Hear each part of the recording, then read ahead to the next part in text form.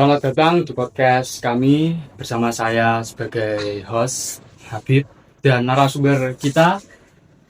Perkenalkan saya Mafas Andar Moyan, panggil aja Mas Afas. Ini sesuai yang di mana ya? Mas Atas, jadi jenang Mubarak. Iya. Ya, legend banget ini, udah 100 tahun lebih. Saya mulai ya. Oke, monggo. Awal mula Mas terjun ke industri makanan tradisional itu gimana, Mas? Saya atau jenangnya? Mas Kalau saya itu periode COVID. Jadi yang paling mengena itu saya masuk di sini waktu keadaan COVID. Itu yang paling mengingatkan itu. Jadi waktu sekitar 2022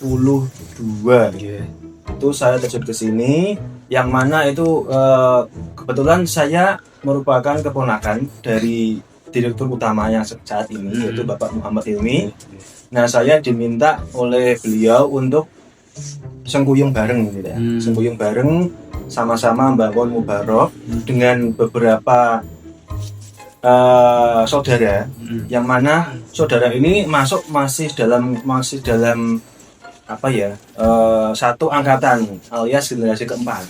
Jadi Bapak Muhammad Hilmi itu generasi ketiga, saya generasi keempat, dan saudara-saudara yang lain. Nah, kebetulan saya dan teman-teman pasca COVID itu diamanahi untuk ikut bantu Pak Hilmi di Mubarok. Jadi mulai saat itu sampai saat ini, sampai kurang lebih 4 tahunan saya sudah di Mubarok. Kalau jenang Mubarak sendiri berdiri tahun 1910 ya? Ya, benar. Bisa diceritakan sejarahnya awal berdiri gimana, Mas? Oke. Cerita jenang Mubarok itu ada banyak versi. Cuman yang paling kuat itu memang dari orang tua kami, yang mana orang tua kami itu langsung berhubungan langsung dengan bapak-bapaknya alias mbah-mbah kami. Yang mana generasi pertama 1910 itu sebenarnya jenang Mubarok itu belum dalam bentuk yang saat ini. Yang saat ini kan kemasannya kemasannya yang di depan jenengan ini ada kemasan itu. Belum seperti itu. Jadi dulu itu masih dalam bentuk jenang yang kiloan, dalam bentuk loyangan. Dalam bentuk loyangan, yang mana kalau ada pembeli itu pembelinya pesan biasanya, Mas pesan 1 kilo, nah, nanti dipotong, baru ditimbang, baru dibungkus. Jadi dulu masih keadaannya masih manual. Jadi jualannya pertama dulu ada di Pasar Menara, yang sekarang itu menjadi tempat parkir ojek, yang ada pohon beringnya. Itu pertama kali dijualnya jenang. Waktu itu jenangnya masih belum Mubarok ya. Jadi masih nggak ada namanya, masih jenang Paulsen biasa berupa kios-kios waktu itu di situ. Dan awal mula jenang itu namanya adalah HMR. HMR itu adalah simbah kami generasi pertama, yaitu Haji Mabruri, singkatan HMR, Haji Mabruri. Itu yang pertama. Kemudian masuk ke generasi kedua, yang mana itu merubah instalasi bisnis jenang pada saat itu. Yang mana sebelumnya jenang itu masih manual, masih dalam bentuk loyang, pesennya sesuai orderan, 1 kilo, setengah kilo atau berapa, baru ditimbang. Generasi kedua lebih memikirkan ke efektifan produk untuk dijual keluar. Dibikinlah sebuah produk yang mana bentuknya itu kotak, yang itu masih ada sampai sekarang. Namanya Sinar 33. Yang warna putih, kalau Mas tahu di toko-toko kebanyakan di Kudus dan sekitarnya sudah banyak ada. Itu merek legendaris dari kami yang masih ada sampai sekarang. Kemasannya masih sama dari dulu sampai sekarang, bahan bakunya masih sama, yang mana kita masih mempertahankan itu original, nggak ada campuran bahan-bahan aneka rasa, itu nggak ada, masih original, itu bertahan sampai sekarang. Dan generasi ketiga Bapak Muhammad Hilmi itu yang membuat jenang lebih modern, seperti yang jenengan ada di sini ya, jadi kecil-kecil. Ada saset, ada yang bentuk dus, ada yang bentuk mini toples, dan lain sebagainya. Itu perkembangan secara singkat seperti itu jenang Mubarok. Kalau di zaman sekarang kan globalisasi, jadi banyak makanan luar kayak pizza masuk ke Indonesia gitu, jadi banyak banget makanan di zaman sekarang. Nah, kalau dari segi itu yang membuat produk jenang dan olahan lainnya tetap diminati hingga sekarang itu apa, Mas? Ini pertanyaan bagus sebenarnya. Jenang itu sebenarnya produk lokal ya. Produk lokal yang mana itu berbeda dengan produk-produk nasional.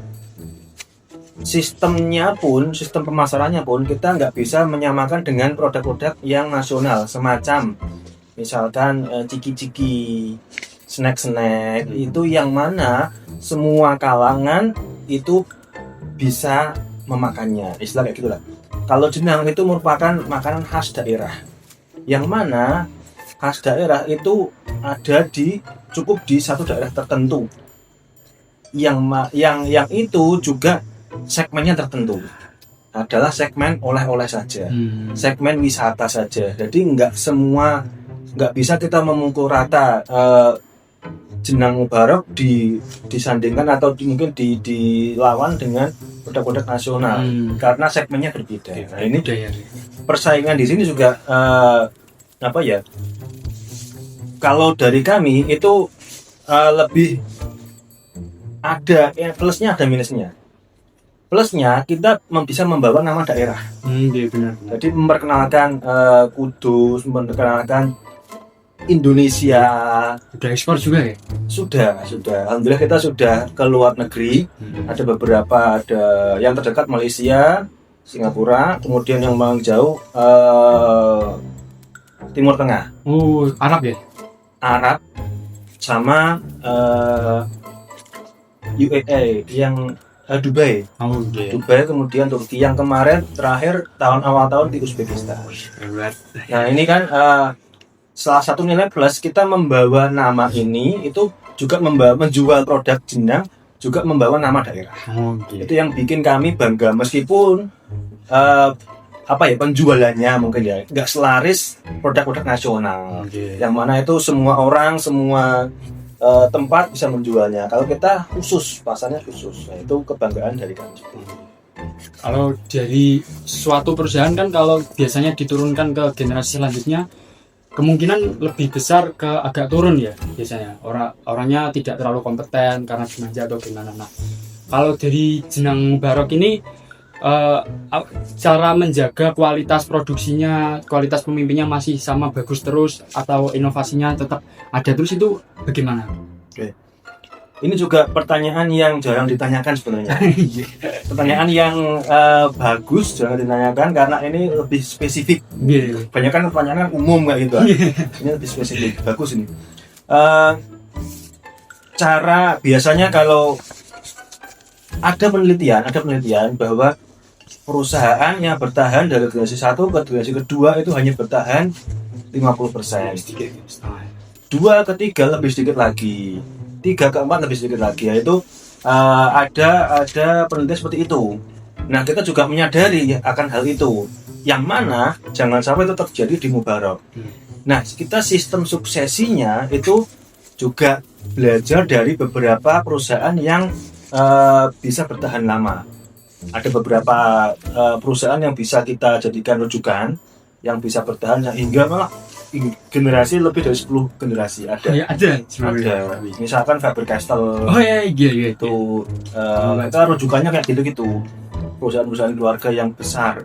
Nah, kita melakukan sistemnya kalau kebanyakan keluarga ya itu orang misalkan yang megang Pak Hilmi misalkan atau si A, nanti yang meneruskan adalah anaknya langsung. Biasanya seperti itu. Tapi kalau di Mubarak itu nggak seperti itu. Kita memilih sistem seleksi di sini. Jadi generasi ketiga ada berapa orang, itu nanti jika memiliki putra itu nanti akan dipilih, diseleksi. Mulai dari seleksi pendidikan. Seleksi pendidikan misalnya ini harus minimal S1 itu misalnya. Kemudian seleksi pengalaman dalam hal ini pengalaman kerja, pengalaman organisasi. Misalkan minimal harus ikut organisasi nasional misalkan. Kemudian seleksi akan terjun langsung ke dunia usaha itu sendiri. Jadi kami yang Pak Hilmi yang sekarang memegang generasi ketiga nggak langsung otomatis anaknya yang meneruskan. Diseleksi dengan anak dari saudara-saudaranya Pak Hilmi. Jadi di sini akan ada persaingan di dalamnya. Persaingan sehat loh ya, bukan persaingan yang negatif. Yang mana akan lebih menonjolkan si A lawan si B lawan si C dalam kompetensi usaha. Kita diterjunkan ke dunia usaha ke Mubarak ini untuk menghandle beberapa proyek. Jadi kita diberikan amanah oleh Pak Hilmi untuk menghandle beberapa proyek di perusahaan. Sebagai apa? Sebagai sarana latihan, sebagai sarana seleksi. Yang mana nanti akan ada suatu masa yang akan terpilih itu yang bisa bertahan dari beberapa orang yang seleksi ini.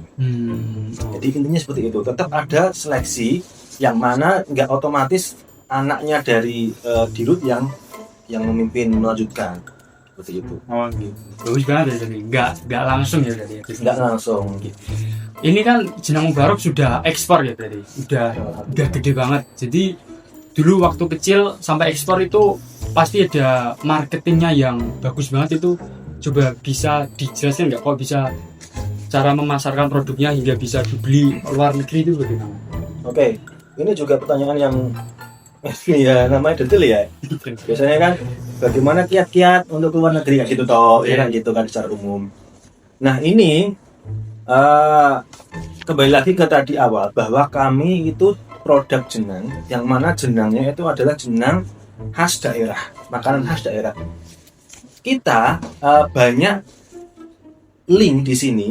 Linknya di sini ada pejabat-pejabat atau stakeholder di suatu daerah. Jadi kita bisa keluar daerah, bisa keluar negeri itu berkat relasi atau hubungan baik kita dengan stakeholder terkait. Misal ini contoh kecil aja. Kita bupati lah misalkan, bupati sekarang Pak Samani, kemudian kemarin Pak Hartopo Kudus ya. Mungkin kedepannya bisa ganti lagi. Nah ini kita juga harus membangun hubungan baik dengan stakeholder atau pejabat terkait. Yang mana jika kita mempunyai hubungan baik, kita akan bisa mendapatkan rekomendasi untuk mengadakan semacam promosi daerah mewakili Kudus ke nasional misalnya. Itu dari skala kota. Kita juga harus punya relasi hubungan baik dengan stakeholder pejabat nasional. Semacam kalau misalkan di sini di ruangan ini jenengan bisa melihat itu ada tokoh-tokoh politik nasional. Ada yang paling atas itu mantan wakil presiden Pak JK Yusuf Kala. Kemudian ada mantan menteri agama. Kita harus dalam hal ini ya strategi kita ya harus punya komunikasi yang baik, hubungan yang baik dengan para pejabat. Karena kita membawa nama daerah. Jika kita istilahnya sudah memiliki hubungan baik, kita nanti akan terbuka sendiri link untuk keluar negeri misalkan. Karena apa? Karena kita bisa difasilitasi oleh pemerintah nasional untuk mewakili Indonesia ke suatu negara. Itu salah satu, ini bukan satu-satunya ya, salah satu jalan membuka. Kita pengen ekspor itu adalah hubungan baik kita dengan stakeholder terkait. Bisa juga dengan cara online, marketing online. Jadi kita mencari distributor atau agen yang mana itu bisa menjualkan kita ke suatu negara. Itu juga penting. Jadi nggak cuma satu cara, cuman ada beberapa cara yang bisa dilakukan jika kita pengen ekspor keluar. Itu. Jadi main politik juga ya? Iya, kurang lebihnya. Kalau dari teknologi ini dijual online juga? Online juga, gitu. Ada di, nah ini titik baliknya Jenang Mubarak itu ada di COVID ya. Sebelum kami terjun itu penjualan online atau medianya Mubarak itu masih rendah dan asal-asalan. Tidak ada kayak tim media, jadi asal aja bikin foto di posting di Instagram, di Facebook waktu itu ya itu nggak terkonsep lah. Setelah kita coba hadir di sini, kita bikin konsep marketing online, marketplace itu harus aktif, harus ada adminnya, dan alhamdulillah sampai sekarang bertahan di beberapa marketplace. Jenang ini kan makanan tradisional ya. Nah, tantangan paling besar untuk mempertahankan usaha makanan tradisional itu gimana? Nah, tantangannya karena pertama, karena kita produk musiman. Produk musiman, kita nggak bisa, tadi selain marketing kita nggak bisa menjual ke semua orang, karena semua orang pun kadang ada yang nggak suka makanan ini, itu yang pertama. Yang kedua, tantangannya adalah musiman. Kita ada kalanya kita saat-saat ramai, misalkan lebaran, kemudian akhir tahun, liburan, itu saat-saat dimana kita panen penjualan. Itu juga tantangan sendiri bagi kita, bagaimana memanfaatkan, mengefektifkan waktu panen itu semaksimal mungkin. Saat-saat ini itu saat-saat yang enggak panen. Belum ya.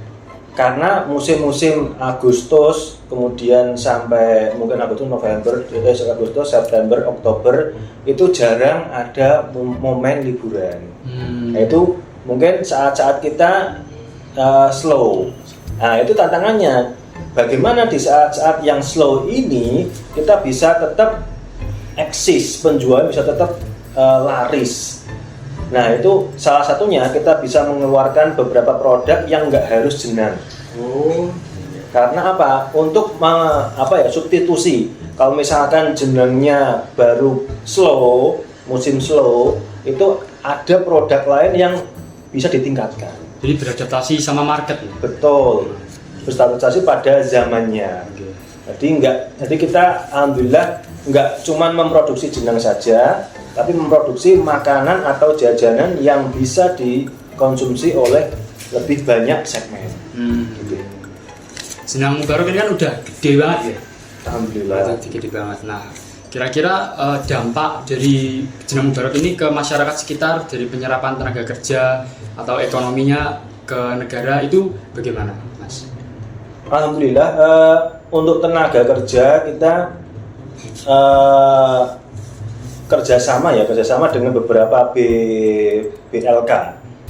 Yang pertama itu balai latihan kerja. Itu karena ada beberapa bagian khusus yang membutuhkan keahlian. Itu yang pertama. Yang kedua, kita juga kerjasama dengan pemerintah daerah, dalam hal ini desa, lurah sekitar perusahaan, yang mana kita lebih mengutamakan warga sekitar perusahaan untuk kerja di kami. Akan tetapi tetap sesuai keahlian tertentu tadi kan. Kalau misalkan ada yang dari sekitar perusahaan dan ada yang dari jauh, tapi kompetensinya sama, kita akan lebih memilih yang dari sekitar perusahaan. Karena kita berdiri di atas tanah desa, kita juga berdiri di sekitar lingkungan desa, maka dari Pak Hilmi itu lebih baik kita merekrut teman-teman atau warga-warga dari sekitarnya dulu diutamakan. Itu di luar KKN ya, KKN kan kolusi kayak gitu ya, kolusi nepotisme, tapi kita melihatnya dalam hal ini mensejahterakan dulu yang sekitar dulu. Kita melihatnya seperti itu kan, ajaran dari Rasulullah kan, kalau misalkan kita melihat tetangga kita kekurangan, lebih baik dibantu dulu tetangga kita daripada kita membantu dulu yang jauh. Gitu kan, itu ajarannya. Jadi prinsip itu yang coba ditanamkan di perusahaan dengan cara seperti itu tadi. Mungkin seperti itu. Untuk cara melestarikan makanan tradisional bagi masyarakat atau terkhususnya orang-orang muda ya. Orang muda kan biasanya pengennya yang agak luar-luaran gitu. Nah, cara melestarikan makanan tradisional itu bagaimana menurut Mas?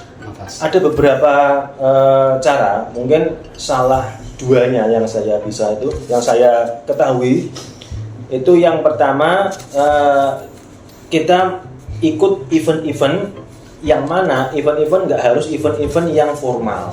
Itu yang pertama. Jadi memperkenalkan jenang ke halayak yang lebih luas, khususnya anak muda.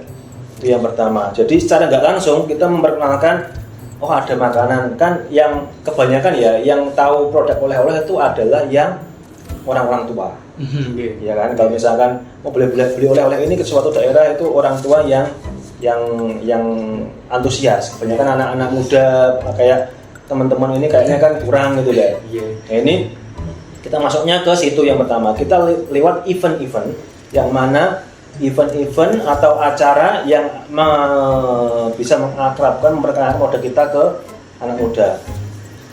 Yang kedua, dari sisi produknya, kita selama ini juga mencoba diversifikasi produk. Seperti tadi yang saya sampaikan, itu enggak cuma jenang yang dijual, akan tapi produk yang lain yang bisa dikombinasikan dengan jenang. Contohnya yang di depan jenengan itu coklat. Produk ini kan produk coklat yang mana isinya adalah jenang. Jadi coklat dodol, coklat jenang. Nah, di sini kan kita mencoba menggait segmen anak muda nih, anak muda. Yang mana anak muda kan sukanya coklat. Nah, kita kombinasikan jenang dengan coklat. Itu salah satunya. Kemudian ada lagi brownies jenang, itu juga ada. Ada juga cookies, ada juga bakpia jenang. Yang mana bakpia itu oleh-oleh yang terkenal dari daerah Jogja, kita kombinasikan dengan daerah Kudus. Jadi perkawinan silang antara Jogja dan Kudus. Itu juga perpaduan yang unik sebenarnya. Jadi diversifikasi produk ini nggak selesai di sini. Nanti akan ada ide-ide liar lainnya yang mana bisa mendiversifikasikan produk jenang ke produk yang disukai oleh halayak umum. Bisa jadi ya, bisa jadi. Misalkan es krim, nanti akan ada es krim jenang seperti itu. Jadi produk-produk yang out of the box menurut banyak orang, yang mana kita bisa lakukan untuk memperkenalkan produk khas daerah itu ke masyarakat umum. Pertanyaan terakhir untuk Bapak, apakah punya pesan atau motivasi bagi para pengusaha-pengusaha muda untuk memulai usaha atau wirausahawan? Ada salah satu pesan yang sering Pak Hilmi sampaikan ke kami sebagai anak-anaknya, anak-anak dari generasi ketiga, yang mana jika ingin memulai suatu usaha itu harus dimulai dari niat.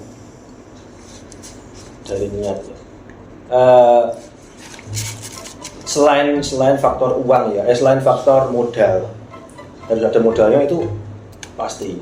Modal kan nggak harus uang ya, modal bisa kemampuan, itu bisa dilatih. Tapi yang terpenting adalah niat dari diri sendiri dulu. Kita ingin berkarya itu untuk apa?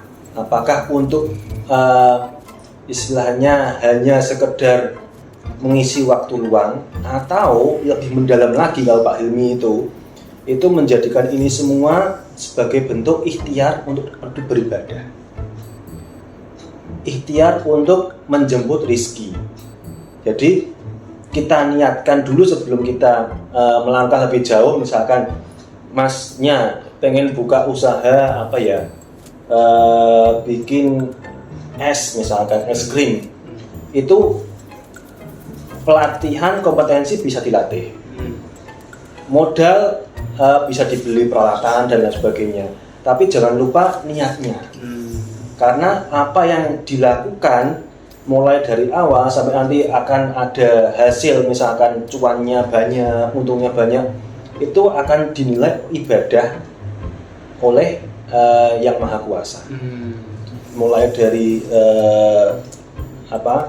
buka mikir idenya ya. kemudian mulai dari mencari modalnya, mulai dari latihannya jenengan ini sekolah. Mulai dari sini jenengan bisa meniatkan untuk ibadah. Cita-cita jenengan apa ke depannya? Cita-cita saya Misalkan, saya pengen buka usaha juga sih. ya itu jenengan ini sekolah sebagai ikhtiar untuk mengembangkan kompetensi. Kompetensi jenengan misalkan jualan, jenengan harus punya apa ya namanya ya, kemampuan jualan apa misalkan, apakah itu makanan harus bisa memasak misalkan. Nah, itu dimulai dari awal dini mungkin. Wah nanti aku pengen jadi ini, niatkan Bismillah, aku ingin menjadikan ini sebuah usaha yang sukses. Harus positive thinking dulu ke depannya. Ini aku pengen usaha makanan, restoran misalkan harus sukses, harus seperti ini. Kasih aku jalan ya Allah misalkan gitu. Itu semua akan ada keberkahan di dalamnya. Karena yang terpenting dari Pak Hilmi yang menanamkan ke kita itu adalah keberkahan suatu usaha. Percuma kalau jenengan bontang-banting tulang kesana kemari, tapi niatnya itu hanya untuk mengisi waktu luang misalkan, itu percuma. Seperti itu. Itu mulai dari dasar kalau kami itu. Harus mindsetnya harus bagus ya. Iya. Harus positive thinking, harus optimis ke depan bahwa yakin usaha itu akan sukses. Terima kasih Mas Nafas sudah membersamai kami sama-sama. semua. Semoga ilmunya semoga ilmunya dogi saya Mas. Baru pertama kali. Siap. Semoga sudah bagus. Semoga ilmunya dapat bermanfaat bagi kita semua. Sampai jumpa di lain waktu ya.